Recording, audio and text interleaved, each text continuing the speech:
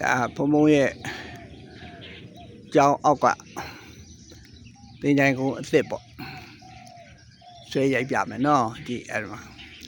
ဒါတွေတုန်းကဆိုရင်ဒါဒေါသကြီးအကုန်လုံးမီးလောင်သွားတာတွေတိုင်းတွေဘက်တိုင်း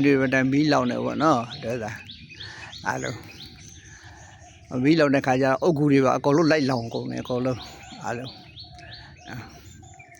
ဒါဘုံဘုံနဲ့အောက်ကျောင်းကနေတော့မှအောက်ကနေဆင်းရင်ဒါ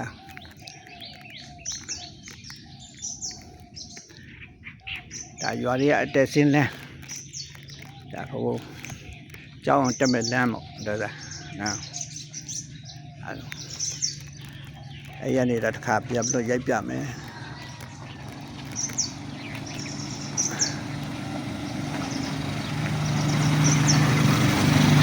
ကြတော့ဆုံးကကြွလာရောဗျာ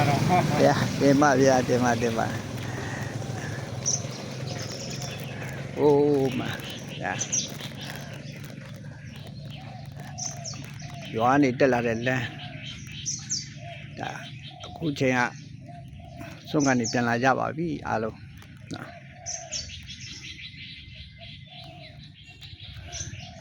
ညာတိုင်းနေ့တိုင်းညာတိုင်းတင်ချိုင်ကုန်းကိုဖြတ်ပြီးတော့မှသွားလာနေရတာပါနေ့တိုင်းကိုမြင်နေရမယ်တင်ချိုင်ကုန်းမှာဒေါသကြီးကနော်မဖြစ်မနေသွားမယ်နေရပါအားလုံး